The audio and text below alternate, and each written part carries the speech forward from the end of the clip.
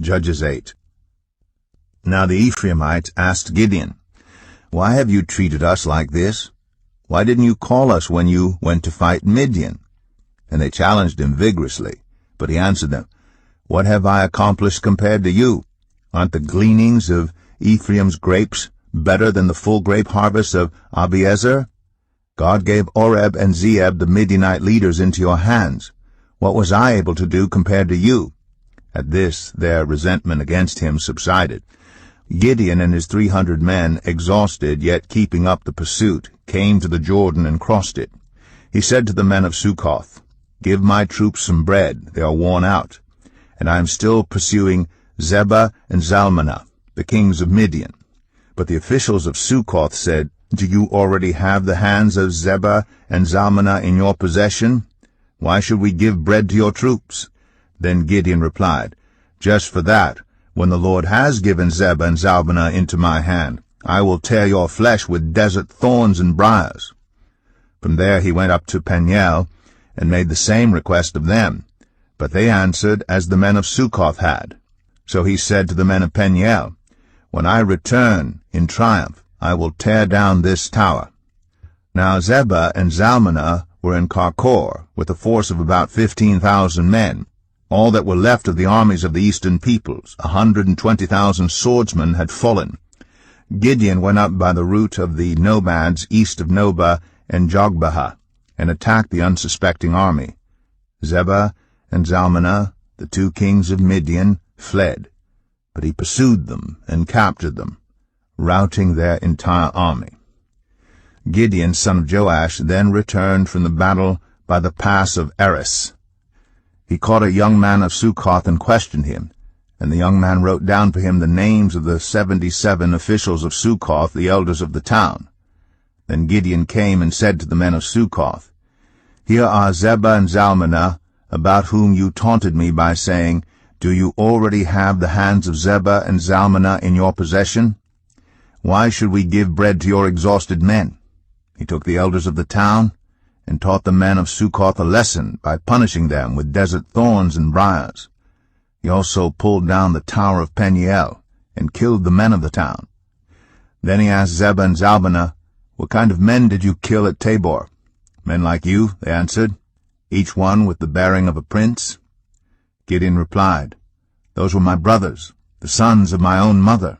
As surely as the Lord lives, if you had spared their lives, I would not kill you." Turning to Jether, his oldest son, he said, "Kill them." But Jether did not draw his sword because he was only a boy and was afraid. Zebah and Zalmunna said, "Come, do it yourself. As is the man, so is his strength." So Gideon stepped forward and killed them, and took the ornaments off their camels' necks. The Israelites said to Gideon, "Rule over us, you, your son, and your grandson, because you have saved us from the hand of Midian." But Gideon told them, "I will not rule over you, nor will my son rule over you. The Lord will rule over you." And he said, "I do have one request, that each of you give me an earring from your share of the plunder." It was the custom of the Ishmaelites to wear gold earrings. They answered, "We'll be glad to give them." So they spread out a garment, and each of them threw a ring from his plunder onto it. The weight of the gold rings he asked for came to 1,700 shekels, not counting the ornaments, the pendants, and the purple garments worn by the kings of Midian, or the chains that were on their camels' necks. Gideon made the gold into an ephod, which he placed in Ophrah, his town. All Israel prostituted themselves by worshipping it there, and it became a snare to Gideon and his family. Thus Midian was subdued before the Israelites and did not raise its head again. During Gideon's lifetime the land had peace 40 years. Jerubbaal, son of Joash, went back home to live. He had 70 sons of his own, for he had many wives. His concubine, who lived in Shechem, also bore him a son, whom he named Abimelech. Gideon, son of Joash, died at a good old age, and was buried in the tomb of his father Joash in Ophrah of the Abiezrites. No sooner had Gideon died than the Israelites again prostituted themselves to the Baals. They set up Baal-berith as their god, and did not remember the Lord their God, who had rescued them from the hands of all their enemies on every side. They also failed to show any loyalty to the family of Jerubbaal, that is Gideon, in spite of all the good things he had done for them. Judges 9. Abimelech, son of Jerubbaal, went to his mother's brothers in Shechem and said to them and to all his mother's clan, "Ask all the citizens of Shechem, which is better for you, to have all 70 of Jerubbaal's sons rule over you, or just one man?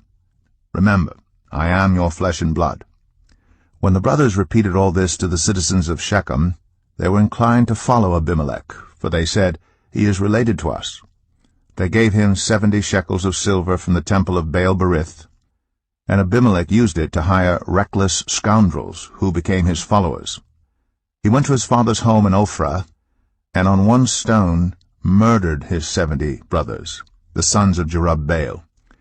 But Jotham, the youngest son of Jerubbaal, escaped by hiding. Then all the citizens of Shechem and Beth Millo gathered beside the great tree at the pillar in Shechem to crown Abimelech king.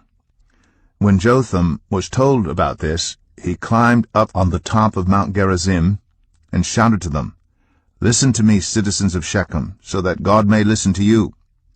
One day the trees went out to anoint a king for themselves. They said to the olive tree, "Be our king." But the olive tree answered, "Should I give up my oil by which both gods and humans are honored, to hold sway over the trees?" Next the trees said to the fig tree, "Come and be our king." But the fig tree replied, "Should I give up my fruit, so good and sweet, to hold sway over the trees?" Then the trees said to the vine, "Come and be our king." But the vine answered, "Should I give up my wine, which cheers both gods and humans, to hold sway over the trees?" Finally all the trees said to the thorn bush, "Come and be our king." The thorn bush said to the trees, "If you really want to anoint me king over you, come and take refuge in my shade. But if not, then let fire come out of the thorn bush and consume the cedars of Lebanon." Have you acted honorably and in good faith by making Abimelech king? Have you been fair to Jerubbaal and his family? Have you treated him as he deserves? Remember that my father fought for you and risked his life to rescue you from the hand of Midian. But today you have revolted against my father's family. You have murdered his 70 sons on a single stone, and have made Abimelech, the son of his female slave, king over the citizens of Shechem, because he is related to you. So, have you acted honorably and in good faith toward Jerubbaal and his family today? If you have, may Abimelech be your joy, and may you be his too. But if you have not, let fire come out from Abimelech and consume you, the citizens of Shechem and Beth Millo, and let fire come out from you, the citizens of Shechem and Beth Millo, and consume Abimelech." Then Jotham fled, escaping to Beer, and he lived there because he was afraid of his brother Abimelech. After Abimelech had governed Israel 3 years, God stirred up animosity between Abimelech and the citizens of Shechem, so that they acted treacherously against Abimelech. God did this in order that the crime against Jerubbaal's 70 sons, the shedding of their blood, might be avenged on their brother Abimelech and on the citizens of Shechem, who had helped him murder his brothers. In opposition to him, the citizens of Shechem set men on the hilltops to ambush and rob everyone who passed by, and this was reported to Abimelech. Now Gaal, son of Ebed, moved with his clan into Shechem, and its citizens put their confidence in him. After they had gone out into the fields and gathered the grapes and trodden them, they held a festival in the temple of their God. While they were eating and drinking, they cursed Abimelech. Then Gaal, son of Ebed, said, "Who is Abimelech, and why should we Shechemites be subject to him? Isn't he Jerubbaal's son? And isn't Zebul his deputy? Serve the family of Hamor, Shechem's father. Why should we serve Abimelech? If only this people were under my command, then I would get rid of him. I would say to Abimelech, 'Call out your whole army.'" When Zebul, the governor of the city, heard what Gaal, son of Ebed, said, he was very angry. Under cover he sent messengers to Abimelech, saying, "Gaal, son of Ebed, and his clan have come to Shechem, and are stirring up the city against you. Now then, during the night you and your men should come and lie in wait in the fields. In the morning at sunrise advance against the city. When Gaal and his men come out against you, seize the opportunity to attack them." So Abimelech and all his troops set out by night and took up concealed positions near Shechem in 4 companies. Now Gaal son of Ebed had gone out and was standing at the entrance of the city gate just as Abimelech and his troops came out from their hiding place. When Gaal saw them, he said to Zebul, "Look, people are coming down from the tops of the mountains." Zebul replied, "You mistake the shadows of the mountains for men." But Gaal spoke up again, "Look, people are coming down from the central hill, and a company is coming from the direction of the diviner's tree." Then Zebul said to him, "Where is your big talk now, you who said, 'Who is Abimelech, that we should be subject to him?' Aren't these the men you ridiculed? Go out and fight them." So Gaal led out the citizens of Shechem and fought Abimelech. Abimelech chased him all the way to the entrance of the gate, and many were killed as they fled. Then Abimelech stayed in Arumah, and Zebul drove Gaal and his clan out of Shechem. The next day the people of Shechem went out to the fields, and this was reported to Abimelech. So he took his men, divided them into 3 companies, and set an ambush in the fields. When he saw the people coming out of the city, he rose to attack them. Abimelech and the companies with him rushed forward to a position at the entrance of the city gate. Then 2 companies attacked those in the fields and struck them down. All that day Abimelech pressed his attack against the city until he had captured it and killed its people. Then he destroyed the city and scattered salt over it.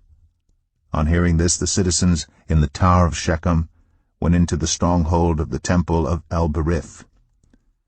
When Abimelech heard that they had assembled there, he and all his men went up to Mount Zalmon.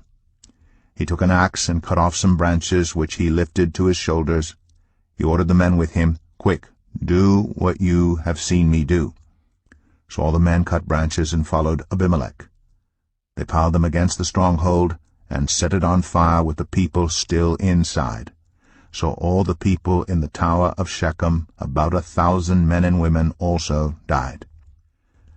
Next Abimelech went to Thebez, and besieged it and captured it. Inside the city, however, was a strong tower, to which all the men and women, all the people of the city, had fled. They had locked themselves in and climbed up on the tower roof. Abimelech went to the tower and attacked it. But as he approached the entrance to the tower to set it on fire, a woman dropped an upper millstone on his head and cracked his skull.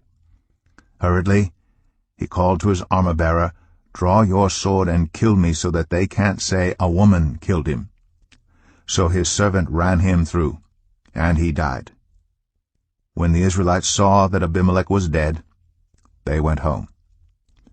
Thus God repaid the wickedness that Abimelech had done to his father by murdering his 70 brothers. God also made the people of Shechem pay for all their wickedness. The curse of Jotham, son of Jerubbaal, came on them.